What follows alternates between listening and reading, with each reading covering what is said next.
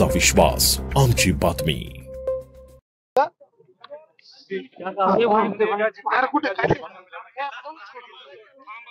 कौन सा ठेका हुआ जो अभी तो पहला ही टेंडर निकला है रोड का। गुजरात के लोग कहाँ पर है? मुझे लगता है पगला गया है ये आदमी, ये पागल हो गया मुझे लगता है आदमी। अभी तक कोई ठेका ही दिया नहीं और इसको कहाँ से सपना पड़ गया। कौन सा गुजरात का आदमी है? उन्होंने एक नाम बताना, उनको लेना था हम उनको भी देंगे। क्यों ऐसे बिना मतलब की बकवास करते रहते यार? कोई मतलब ही नहीं इस बात का। मतलब यहाँ पे अभी तक पहला मतलब टेंडर निकला है PWD का, अभी तक लोगों का टेंडर भरना शुरू है।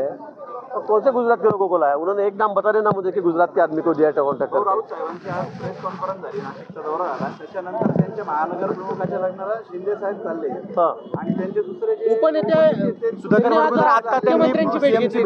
नेमका उद्धव ठाकरे गटाची वाटचाल कुठल्या दिशेने? उद्धव बाळासाहेब ठाकरे गट आहे हा गट मला वाटतं आता जमीन दोस्त देशमुख होण्याच्या मार्गावर आहे। नाशिकला आता ते संघटनात्मक सगळ्या गोष्टींवर चर्चा करून गेले। त्यांच्याकडे तर तुम्ही बघा या 8 दिवसामध्ये कोण राहील कोण राहणार नाही म्हणून। त्या माणसाच्या बडबडीमुळे त्या वागण्यामुळे सगळे लोक परेशान आहेत। मला वाटतं स्वतः उद्धवजी परेशान असतील, पण ते आउट ऑफ कंट्रोल झालेलं आहे, आउट ऑफ कंट्रोल झालेलं आहे काम यांचं। आणि म्हणून अशा या बडबडीमुळे हा सगळा पक्ष आता म्हणजे मी सांगू शकत नाही, मला शब्द नाही त्यांच्याबद्दल, पण हा पक्ष संपवण्यासाठी मला असं वाटतं की संजय राऊत पुरेसे आहेत। ऑपरेशन टायगरचा भाग आहेत का? कारण अनेक नेत्यांची लाडकी बहीणमध्ये मोठा घोटाळा झालेला आहे, त्यामुळे अजित पवारांनी राजीनामा द्यावा। मी सांगितलं ना, संजय राऊत बद्दल काही उत्तर देण्यासारखा काही त्याचा प्रश्न नसतात आणि बोलण्यासारखा तो माणूसही नाही आहे खरं म्हणजे। काय बोलत त्यांच्याबद्दल सकाळपासून काही बडबड करतात, काहीतरी बोलायचं असतं रोज सकाळी म्हणून ते बोलत असतात। आता कुठला घोटाळा झाला आहे काय झाला? आता जे जे अधिकारी आहेत ज्यांनी चुकीचे फॉर्म भरले ते सगळे नाव कमी होत आहेत, त्यात वाईट काय? त्यात वाईट काय त्याच्यामध्ये? हा घोटाळा कसला आहे?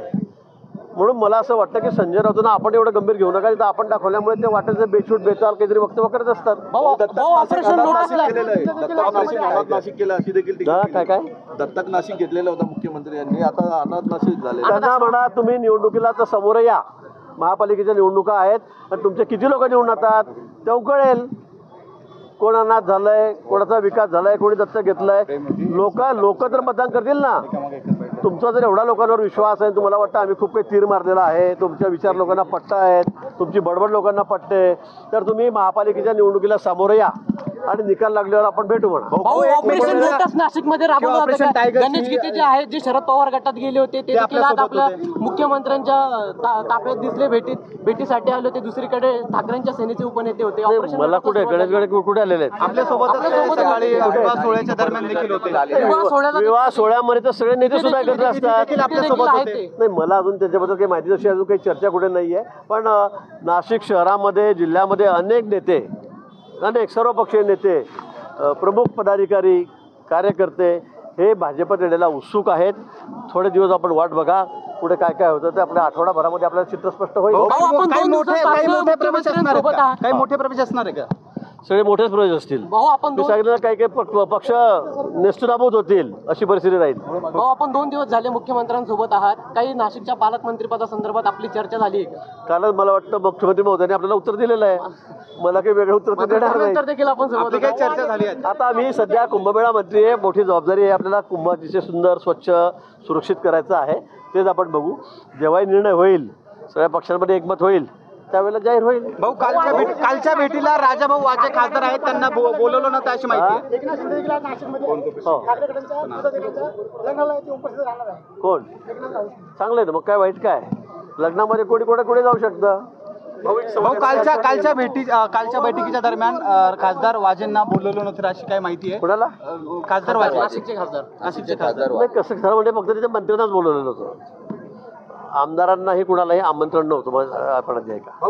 पण आता आमदार मुख्यमंत्री महोदय आलेत म्हणून त्या ठिकाणी आलेत, पण तिथे आमंत्रित फक्त यांनाच केलेलं होतं, मंत्री महोदय। भाऊ, कल जो मीटिंग हुई थी कुंभ मेले को लेके, उसमें त्र्यंबक के जो महंत आए थे उन्होंने कहा था कि जो मीटिंग हुई वो नासिक में नहीं त्र्यंबक में होनी चाहिए थी। अभी हो गई ना कल। पहली बार ऐसे हुआ है कि 13 के 13 अखाड़े ये एक साथ में उनकी मीटिंग की है। मुझे लगता है ये पहली बार हुआ। उनमें वाद थे, विवाद थे, सही बात है, लेकिन हमने सबसे कॉम्प्रोमाइज करा के बातें करके सबको रिक्वेस्ट की, विनती की, और उसके बाद 13 के 13 अखाड़े एक जगह बैठकर उन्होंने सीएम साहब के साथ में बैठकर उन्होंने डिस्कस किया है, उन्होंने अपने सुझाव दिए हैं और मुझे लगता है सबने एक मत से सभी ठराव उन्होंने पारित किए हैं और इससे अच्छी बात क्या हो सकती है। आपलं शासन, तुमचा विश्वास, आमची बातमी।